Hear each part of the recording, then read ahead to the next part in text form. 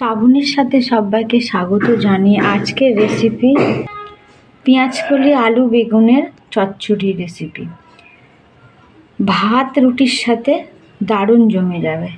কিভাবে তৈরি করেছি স্কিপ করলে কিছুই বুঝতে পারবেন না, তাই পুরো ভিডিওটি দেখার অনুরোধ রইল।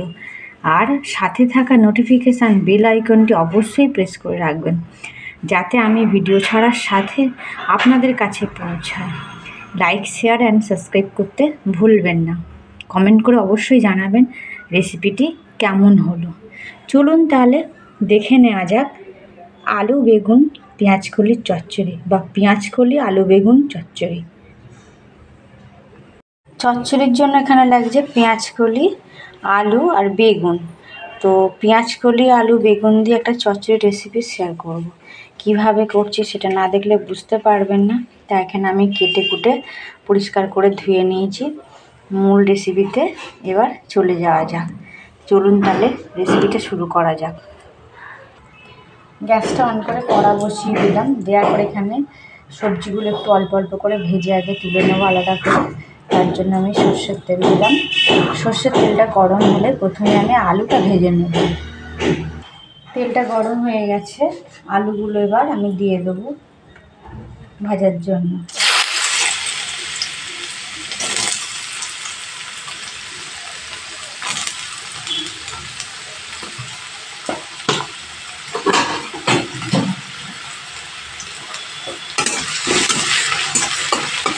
একটু নুন হলুদ দিয়ে হালকা করে ভেজে নেব। এখানে দিয়ে দেবো একটু অল্প হলুদ, অল্প পরিমাণ লবণ দিয়ে একটু হালকা ভাবে একটু ভাজা করে নেওয়ার পর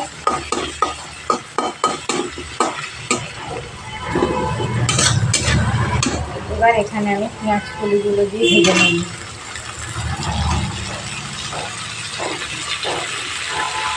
একদম সহজ পদ্ধতিতে আমি আমার মতো করে দেখিয়ে দেবো। এর সাথে পেঁয়াজ কলিগুলো একটু হালকাভাবে ভেজে নেব। গ্যাসের ফ্লেমটা মিডিয়ামে রেখেছি।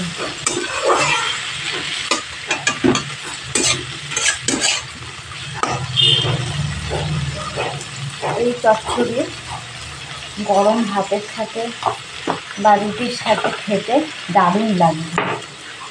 পেঁয়াজকলি আলু বেগুন দিয়ে চচ্চড়ি একদম সিম্পলভাবে চচ্চড়িটা 2-3 মিনিট ধরে একটু ভেজে নিলেই হয়ে যাবে। এটা একটু নাড়াচাড়া করে নিয়ে এর সাথে এবার বেগুনটা আমি দিয়ে দেবো। বেগুনটাও আমি ভেজে নেব।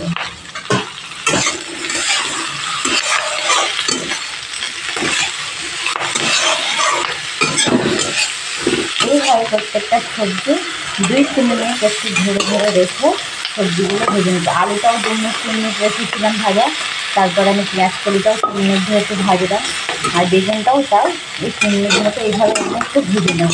তারপর মূল রেসিপিতে যাবো কীভাবে আমি বানাবো চচ্চড়িটা।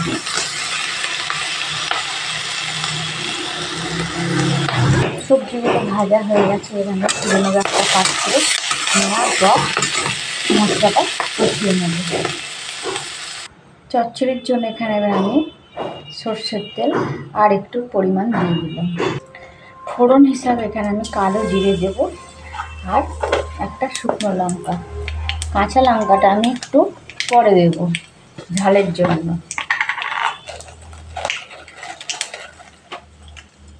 একটা শুকনো লঙ্কাকে আমি 2 টুকরো করে দিলাম। গ্যাসের ফ্লেমটা একদম মিডিয়ামে রেখে মশলাটাকে আমি ফোড়নটাকে ভেজে নিলাম। ভেজে নেওয়ার পর এখানে আমি এবার কুচানো পেঁয়াজ একদম কুচিয়ে নিয়েছি, নিয়ে একটু ব্রাউন কালার করে ভেজে নেব। ভেজে নেওয়ার পর আদা রসুন একটু কুচিয়ে নিয়েছি ছোটো ছোটো করে। চচ্চড়িটা একটু অন্য ধরনের আমি করে দেখাচ্ছি।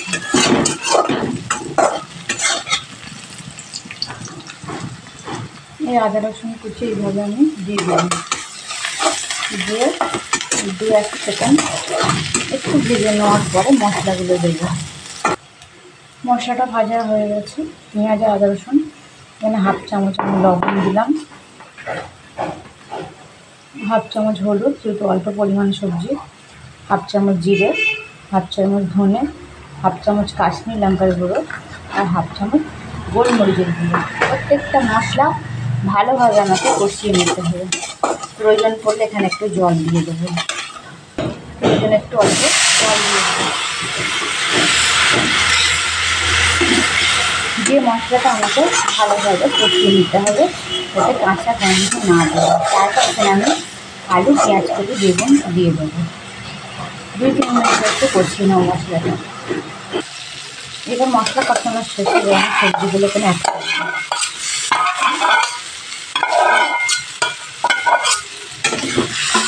গ্যাসের ফ্লেমটা মিডিয়ামে রেখে মশলার সঙ্গে সবজিটা ভালো করে কষিয়ে নিতে হবে। একটু অল্প পরিমাণে জল দিয়ে দিলাম।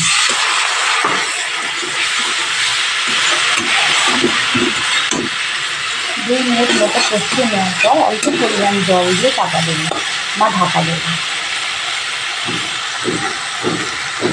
গ্যাসের ফ্লেমটা মিডিয়ামে রেখে আমি পরিমাণ মতো জল দিয়ে দিলাম খাওয়ার জন্য। 2 লঙ্কা দিয়ে দিলাম চিড়ে ঝালের জন্য। এইভাবে দিয়ে এখানে আমি আর জল দেবো না, একদম অল্প পরিমাণ দিলাম, দিয়ে এবার ঢাকা দিয়ে দেবো 3 মিনিটের জন্য। এবার এখানে আমি ঢাকা দিয়ে দেবো 3 মিনিট হওয়ার জন্য।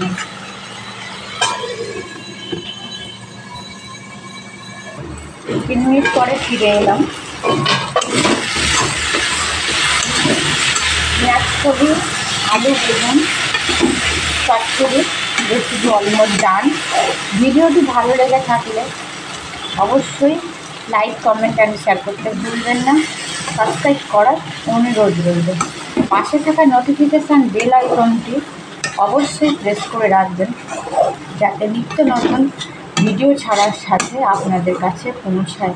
তো আপনারা দেখে কমেন্টে অবশ্যই জানাবেন রেসিপিটি কেমন হলো।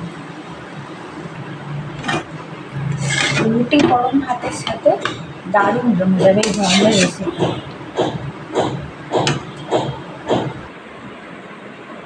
পেঁয়াজকলি আলু বেগুনের রেসিপি অলমোস্ট ডান। ভালো থাকুন, সুস্থ থাকুন। দেখা হচ্ছে অন্য কোনো রেসিপিতে নেক্সট ডেতে।